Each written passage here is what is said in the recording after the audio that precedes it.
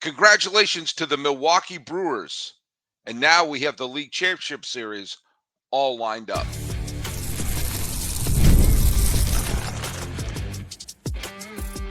You are Locked On MLB, your daily MLB podcast. Part of the Locked On Podcast Network, your team every day. Hello, baseball fans, and welcome to Locked On MLB, part of the Locked On Podcast Network, where it's your team every day. This is the daily podcast. We talk about all of Major League Baseball. I'm your host, Paul Francis Sullivan. Please call me Sully. Today's episode is brought to you by good friends over at FanDuel. Right now, new customers can bet just $5, and if your bet wins, you get $300 in bonus bets to use across the app. Download the FanDuel app today. Follow us at Locked On MLB Pods on Twitter or whatever it's called now, and on Instagram.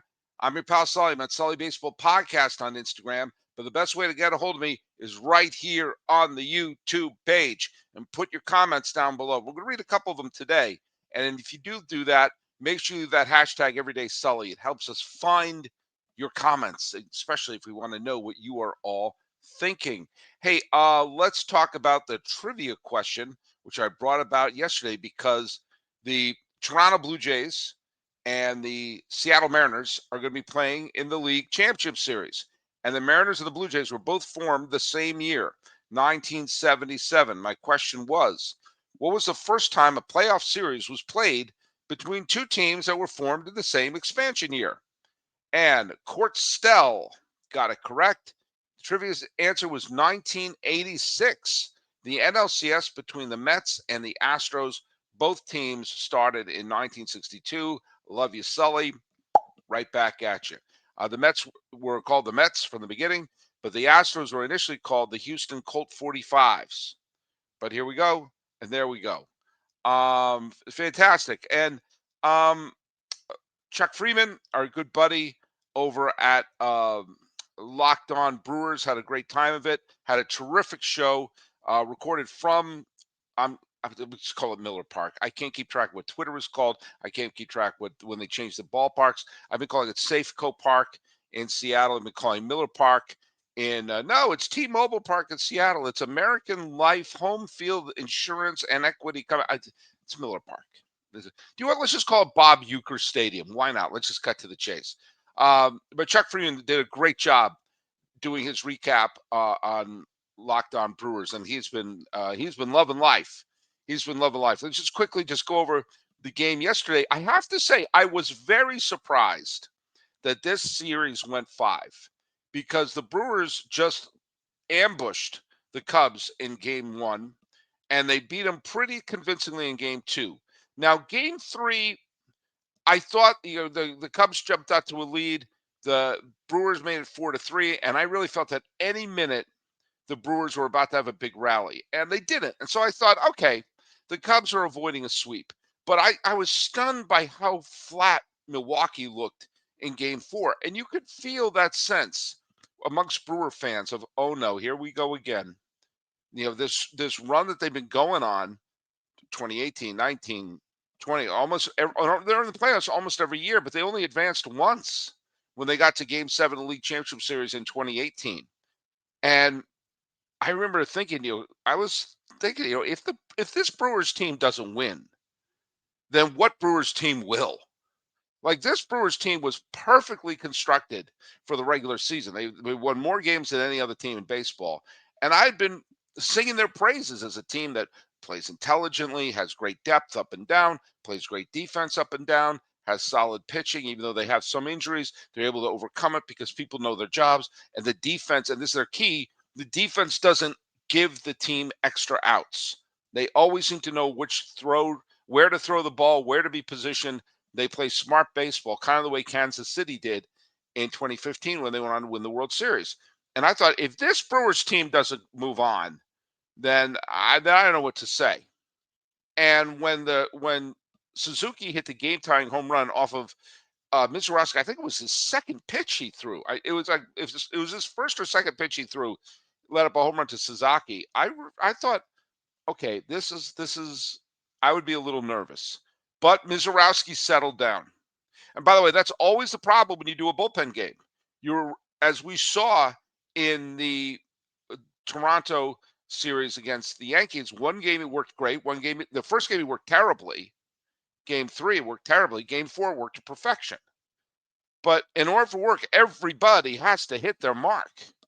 Now, as it turned out, Mizorowski really settled down after that and earned that win. And then Aaron Ashby, Chad Patrick was terrific out of the bullpen, and Abner Uribe came in and got the final 6 outs. And Andrew Vaughn, the revelation from the Chicago White Sox, hits the home run, and Terang wound up hitting one more. The Brewers won, and all of a sudden it was great because once I really felt after Vaughn hit the home run to make it 2-1. This may sound strange because it was only 2-1, but I didn't really feel like the Brewers were going to lose that. That home run, I think there was a great cheer. Obviously, I'm just going to call it Miller Park. I honestly don't remember. I think it's American Family Stadium or American Family Insurance Field. I'm going to call it Miller Park because I'm going to keep screwing up. But the 40-some-odd thousand there, plus Bernie the Brewer, just had such a release you heard after the Vaughn home run. That was like, okay, here we go. Here we go. And once again, Milwaukee played error-free baseball, and there was some sloppiness that did wind up biting the Cubs. Wound up putting runners in second, third at one point. They got out of it, but they let up the 3 solo home runs, and they didn't allow, really the only mistake was made on the second pitch by Mizorowski. I mean, there was the Cubbies only got 3 hits and 4 hits, and 1 walk. And one of the hits was the home run by Suzuki. So they basically scattered 4 hits, including the home run. And Patrick and Uribe and McGill did not let up a single hit. And so it wasn't like a dominating performance. It just was the Cubs couldn't get anything started. And the Cubs want to give the Cubs a lot of credit. They had a wonderful year. They earned the home field advantage. They beat a very good San Diego team in the division series, and they held their own with Milwaukee. But Milwaukee probably should be feeling a tiny bit of relief right now. There have been many, many times that there have been a team that has never like we can't get past that first hurdle.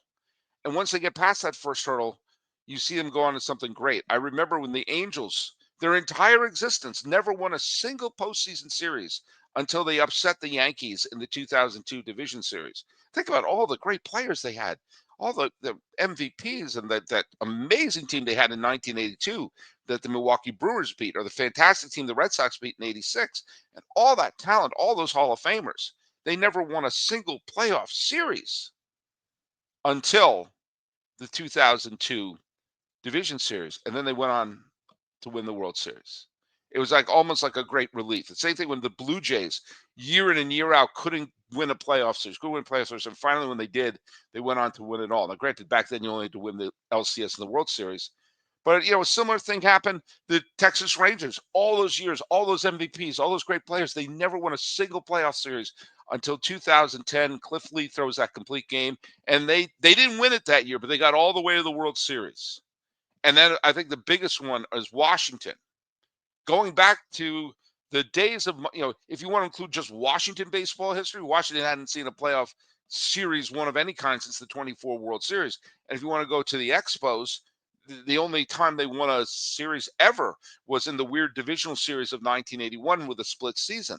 That was a franchise that couldn't ever get out of its own way in the playoffs, blowing it with 1 strike away in 2012, losing that 18-inning game in 2014, losing Game 5 in 2016 and 2017, and getting to extra innings of Game 5 where they finally got over the hump with a grand slam by Howie Kendrick. It just opened up the floodgates to a title.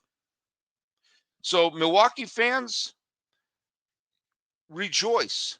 Your team made it over the hump into this next round, and they have home field advantage, and maybe, just maybe, this will be the year. But when we come back, we're going to talk about the matchups and talk about the fact that, man, these are really interesting matchups coming up. Hey, the NFL season is here, and FanDuel has an offer that you don't want to miss. Right now, new customers can bet just $5 to get $300 in bonus bets if you win. That's right. Pick a bet, put down $5, and if it hits, you unlock $300 of bonus bets to use across the apps. Do you want FanDuel adapts to however you like to bet on the games? You like to build parlays, you want to try the player props. Some people like to follow the live lines during the games. It makes watching football even more exciting when you got a little something riding in on the action. Whether you're a casual fan like I am or you love diving into the stats, FanDuel makes the game day experience so much better. So what are you waiting for? Visit FanDuel.com and download the FanDuel app today and get started. There are 4 teams left, and I'm in a unique position about these 4 teams. I will say something just in full disclosure. There is one specific team I would like to see win the World Series. And that one specific team are the Seattle Mariners.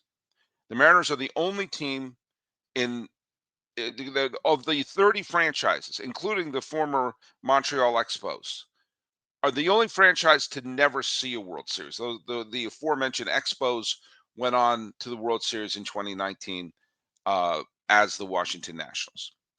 But no, there have been 2 major league franchises that have played in Seattle, the Pilots and the Mariners. And the closest they've got to the World Series was twice they reached Game 6 of the ALCS in 1995 and in 2000. And now they're back in the ALCS for the first time since 2001, the year where they won, was it 116 games? But then they fell victim to that Yankee team that seemed possessed. I've always had a soft spot in my heart for the Mariners, even before the arrival of Ken Griffey Jr. I love those teams that had Mark Langston and Mike Moore and Alvin Davis and Jim Presley and Phil Bradley and Harold Reynolds and Ray Quinones and Mickey Brantley. They had Jeffrey Leonard there for a little while. The arrival of Griffey and the arrival of Jay Buhner, much to the consternation of Frank Costanza. I love those teams. The Lou Piniella years were great, and they've always had so many stars that I've loved. Randy Johnson, Griffey, Edgar Martinez. I loved King Felix Hernandez. I loved Ichiro Suzuki. And I happen to love the Pacific Northwest. If I were to leave California, and I'm not saying I'm going to, but if I had to leave there, I would probably go to Eastern Washington because I absolutely love Spokane and my days in Pullman and Washington State. I also love Portland, and I just love Washington. I love the Pacific Northwest, and that region is a really great sports region, and they deserve a World Series championship. And so I would love to see them win. Absolutely love to see them win. But the Toronto Blue Jays, it's not like I'm actively rooting against them. One of my all-time favorite players in the history of baseball was Vladimir Guerrero Sr. And seeing his son, who does not the same body type and not even the same kind of hitter. He has his own identity. And he's truly a fabulous player to watch. Ever since he played that exhibition game in Montreal when he was a minor leaguer for the Toronto Blue Jays and hit the game-winning home run of that, my heart just exploded. My favorite Mariner is Ken Griffey Jr. My favorite Blue Jay is Vladimir Guerrero Jr. Lots of juniors on there. Toronto, I think baseball is more interesting when Toronto was good. When Toronto was good, the former Sky Dome, now Rogers Center, I remember that new name, is packed, and it's a unique place to see a baseball game. And I hope they don't build a new stadium there, because when you see it, you do get the memories of Joe Carter, of George Bell, of Dave Stieb, and some of the other great Blue Jays who played there in the late 80s and early 90s. And of course, the Robbie Alomars and the Tony Fernandez and all those, those great players, and Tom Henke and all those tremendous players from those Blue Jays teams. And then you superimpose, some of the lean years. We had Clemens had a couple of great years there. Vernon Wells had a couple of great years there. Then you had the resurgence with Bautista and Edward Encarnacion with that weird parrot thing. And now you got this squad, and their uniforms are kind of basically the same. And you can sort of see when they're fly ball to center field, you can imagine Devon White going back and catching that, or Kelly Gruber making a great styling stab, or John Olerud, go Cougs, Washington State at first base. You can it has that sense of the past, present, and future all colliding at the same time. And Toronto shouldn't have an old-fashioned traditional stadium because they're a granted they're about to have their 50th anniversary, but they are a product of the 70s, not a product of the 1930s and 40s. And seeing that team, it sort of evokes those memories. This is the first team that ever drew 4 million fans. And now with the Expos no longer playing in Montreal, they're the lone team of Canada. So whether you're in Moose Jaw, whether you're in Vancouver or Victoria, or you're in Prince Edward Island enjoying some mussels, you are going to be rooting for the Blue Jays. And of course, as a child of the 80s, as someone who grew up in the 80s and really matured as a baseball fan in the 80s, the player for the Yankees and one of the biggest stars in baseball was Don Mattingly, who somehow, by some way, never got a World Series ring. Never even participated in a World Series, even though his Yankee career was perfectly bookended by the '81 World Series. The Yankees were in it. The '96 World Series, the Yankees won it. He played in all the years in between, and even the years that he was a coach for the Yankees, they didn't win the pennant. And the years he was a coach and manager with Los Angeles, they didn't get to the World Series. And 2 years after he left Los Angeles as a manager, they went to the World Series. And so the idea of Don Mattingly finally participating in the World Series is eerily similar to Joe Torre, whose career had him miss the World Series run with the Cardinals and never could get into World Series in any way, shape, or form until he did so as a manager for the Yankees. So while I'm rooting for the Mariners, my heart would not break if I see the Blue Jays. Now, of those two teams, you know, it kind of depends on how I picked the Mariners to win the pennant. And I'm going to stick with my pick. I think they're going to win it in 7, but I think it's going to be a knockdown dragout. Now, Blue Jay fans, this is not me disrespecting you. This is me thinking this is going to be a knockdown dragout, and I think the Mariners are going to hold on. But it could very well be Toronto. This should be a tremendous series, and either team can win it, and either team they both have my respect. Now, the Milwaukee Brewers and the Los Angeles Dodgers are really one of the most interesting matchups. I have tickets to Game 4 in Los Angeles. If the Cubs had won, I would have tickets for Game 2 on Tuesday. I'd much rather go to a game on Fridays, and that's exactly what's happening. We've seen who the Brewers are. They are not star-studded. No one's going to mistake their lineup for an all-star ballot. What they are is deep. What they are is they have an answer at virtually every position. We see they have a terrific bullpen. And if their starting pitching can give their bullpen a little boost, then they should do very, very well. A big key in this playoff series against Los Angeles is Quinn Priester. Quinn Priester wet the bed against the Cubs. He's got to give them a good game. He had a very good year. Peralta pitched like an ace in the regular season. They need to get a good start out of Quinn Priester. And then I just think the fact that the Brewers aren't going to make a mistake. The Brewers aren't going to do anything dumb. There's no fly ball to Judge clanking off the glove. No Garrett Cole and Anthony Rizzo say, I got it, you got it, you got it, you got it. There's no going to be a Ryan Kirkering throwing to the wrong base. By the way, I feel badly throwing him on the bus, but that's something that happened. You have seen some teams panic, and the Dodgers last year and this year have taken advantage of that. You're not going to have that happen against Milwaukee, or at least the likelihood of that happening is very, very slim. Obviously, the Dodgers have the star power. Ohtani did not have a great series, but you know he's not going to stay quiet for much longer. And obviously, they got Freddie Freeman and Mookie Betts. The person who's really been rising to the occasion for Los Angeles has been Teoscar Hernandez. And let's give Dave Roberts his props. He learned how to adjust last year when his starting rotation became razor thin. And now he's readjusted his bullpen when that became the big, huge problem at the end of the year. Say, Sasaki, you can only throw an inning. Guess what? You're throwing the 9th. And it's worked well, thank you very much, as they beat a Phillies team that I thought was going to go all the way and win the World Series.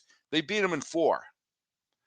And the Phillies did not ambush the Dodger bullpen the way that I thought they would, because the likes of Trina and everything like that were not being used in the big moments. So that's a really, I mean, I could, both of these series, I think, are a coin toss. It would not stun me if both of these series went 7 games. I am going to pick the Milwaukee Brewers. I'm going to pick Milwaukee in 7. I'm going to pick Seattle in 7. The reason is I think all 4 teams got there because of good depth, good, smart managers, and playing good, clean baseball. And I think the Dodgers may have a moment or two where the bullpen, which the makeshift new bullpen has been working fine for them. But I have a feeling at one point it's going to show a crack or two. And that tiny, tiny potential disadvantage to LA is the only reason I'm picking Milwaukee. I like Milwaukee's lineup a lot. I like the fact that Jackson Chourio is back in the lineup, but I like the fact that you have players like Bryce Terang may not be a household name, but he's always going to be there in the middle of everything. And Andrew Vaughn is somehow going to hit a big home run here or there. Of course, the other side has Betts, Freeman, Teoscar Hernandez, Shohei Ohtani. Obviously, they can all go crazy, and who knows, it might be a Dodgers sweep. But there's something about this Brewers team that they've never had throughout. It's pretty much since they assumed first place in the middle of June. They've been such a smart team that I think you have to beat them in order for them to lose because they're not going to beat themselves. So I think we may see 2 terrific league championship series. And let me tell you something, whether or not lots of people are watching, I am going to be thrilled. And let's talk about that a little when we come back. Today's episode is brought to you by our good friends over at Monarch Money. You know, some people can't name all their financial accounts or even what they're worth, whether it's 401ks, properties, investments. And when you don't have the full picture, you can end up leaving money on the table. That's when you got to use Monarch Money. It's an all-in-one personal finance tool that brings the entire financial life together in one clean and easy-to-use interface on your laptop or on your phone. Monarch Money is built for people like me, people with busy lives. If you put off organizing your finances, Monarch is for you. Monarch does so much of the heavy lifting for you. You can link all your accounts in minutes, see clear data visuals, smart categorization of your spending, and finally feel in control of your financial situation without ever touching a spreadsheet.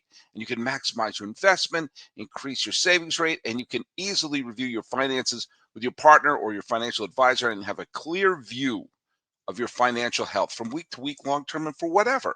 Don't let the financial opportunities slip through the cracks with Monarch Money. Use code LOCKEDONMLB at monarchmoney.com in your browser for half off the first year. That's 50% off your first year at monarchmoney.com if you use the code LOCKEDONMLB. By the way, Unit 557 says now the world can finally see the rivalry between the Mariners and the Blue Jays. I'm all in. I think it's fantastic.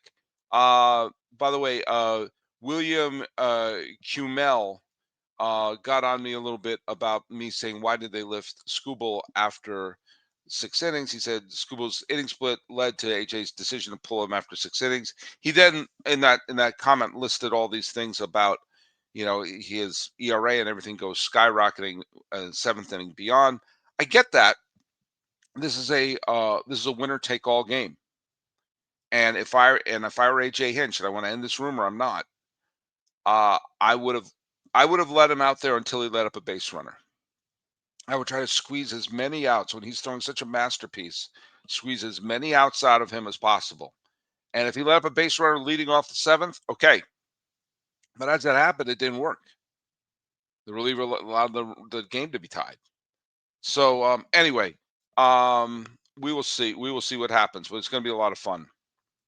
And by the way, E. Hearn 87 suggested the Dodgers DFA try it, and it's laughable.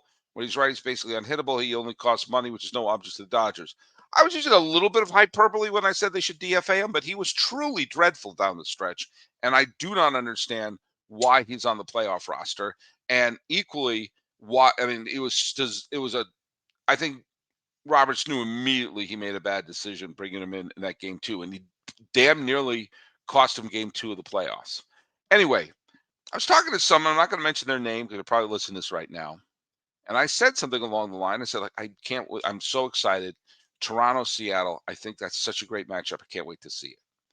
And his response was, Toronto, Seattle is going to have really bad TV ratings. Of which I responded, why would I care? What am I, a sales rep for Tide? Why do I care about what the ratings are? And I never understood why anyone care what the ratings are, quite frankly. Maybe you can explain to me. If you care what the ratings are, tell me why. It never occurred to me to care about them. I don't look around or if I'm enjoying something, I look around and go like, are a lot of other people enjoying it with me? Is this okay? I don't see the ratings of something equaling the quality of it. The same thing like a box office gross. My son took me to see this Captain America film that came out last spring that had Harrison Ford as the Red Hulk. I couldn't tell you the title of the film for $100 million, so I've just been keep calling it Captain America Red Hulk, or I think it's called Captain America The New World or something like that. I don't remember. That's how memorable it was. And I guarantee you that movie made so much more money than Fargo. Or the best film of last year was called September 5, which was about the Munich Olympics and the what was it, the hostage situation by the that took place with Black September, and it was told entirely from the point of view of the ABC sports crew who had the satellite hookup and were trying to cover the hostage situation with the same equipment and the same setup they would have for covering the Olympics. And it is an absolutely riveting movie. It is fantastic. It was the best film I saw of last year. And if you're not seen it before, it's not fun, but it's so good. And I guarantee you, it made a crap ton less money than that Captain America film I saw with Harrison Ford. Does that mean the Harrison Ford Captain America film was better than September 5? Of course not. Of course not. So if I see the rating of a series between Seattle and Toronto aren't great, there's no microscope powerful enough to detect how little I care about that. Why would I care? I'm enjoying it. I wish more people would enjoy it. If you're a real baseball fan, you're going to be enjoying it and watching it. But that goes down to a lot of things that are problematic with baseball. When baseball wants to market a playoff series, I actually got a copy of their marketing strategy here. I'm not going to hold it up here, but their marketing strategy is: are the Red Sox playing? Are the Yankees playing? Are the Cubs playing? The Mets? The Dodgers? I don't know what to do. Why? This is not a problem with basketball or football. You could see major stars playing in Kansas City, major stars playing in Green Bay, major stars playing in San Antonio. And you could build up those stars and make them household names, make them really excited to see those teams clash. But baseball is always, I don't know, it's not Red Sox, Yankees, I don't know what to do. You've got franchises for starving fan bases. You've got exciting superstars. You have a guy who catcher with 60 home runs, plus Julio Rodriguez for a franchise that's never won the World Series. Sorry, I just hit my mic. You have a country all behind Toronto and pushing Vladdy Jr. at all up to the forefront. You have the superstars in LA, but you have an insanely likable group of people in Milwaukee trying to win the Brewers' first ever title. And by the way, another reason to root for the Brewers to win the World Series is a similar reason to root for the Nationals to win the World Series back in 2019. It makes it really easy to answer the question, when was the last Milwaukee World Series if the Brewers win this one? Because now you have to say, well, the Brewers have never won, but the Braves did in 1957, and it's a complicated answer. Now you'd be able to say the Brewers. Kind of like when the Nationals won the World Series. Well, the Nationals never won, but the Senators did in 1924. Nationals.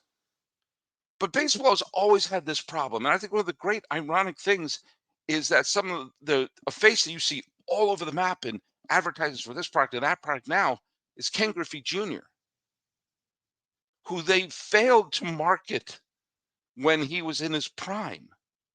He should have been a house. People kind of knew who he was, but at the same time, the NBA were able to churn out not just Jordan and Charles Barkley, but there were so many superstars who were household names. Stockton, Malone, David Robinson, all these people, Clyde Drexler, Hakeem Olajuwon, wherever you were playing, Patrick Ewing, there was always a player that you could market and everybody knew who the hell they were. And the NFL is great at that. Why can't baseball figure this out? They just now figured out that Ken Griffey Jr. is marketable. I know nothing about marketing. Nothing. And it's not, and I don't, it's always seems like a weird world to me. But someone knows how to do it. Someone knows how to do it because you can turn players like playing in Buffalo and in Kansas City and in Green Bay become household names if they're playing in the NFL. But if they're not playing for the Red Sox, Dodgers, Mets, or Yankees, and maybe the Cubs, I don't know what to do. I don't know how to market them. And that's exactly what it says. Verbatim. It's right here. I don't know anything about marketing. But figure out how to do it. Do you know why? Because I don't want to ever hear anyone say to me again, well, there's not going to be good ratings for that. Silly. Silly, and did I mention silly? But what's not silly is me thanking you for making Locked On MLB your first listen. Your second listen, keep it here where you get to the all-night Locked On MLB game night, every game, every night until a World Series champ is crowned. Get local analysis on the national scale. Find MLB game night, Locked On MLB on the YouTubes or wherever you listen to your podcasts. And let's go through the trivia question, shall we? Where is it? Here it is. What Hall of Famer has the most career strikeouts in ALCS history? So one pitcher has the most career strikeouts in ALCS history currently in the Hall of Fame. And I don't think they're going to remove him. So thanks for listening and talking about the Milwaukee Brewers getting to the League Championship Series, the great matchups, and why I have a reason to dislike any of those teams. And market them, people, because this is a lot of fun. This has been Locked On MLB. My dog is barking. I'm your host, Paul Francis Sullivan. Please call me Sully. Down, girl. Down.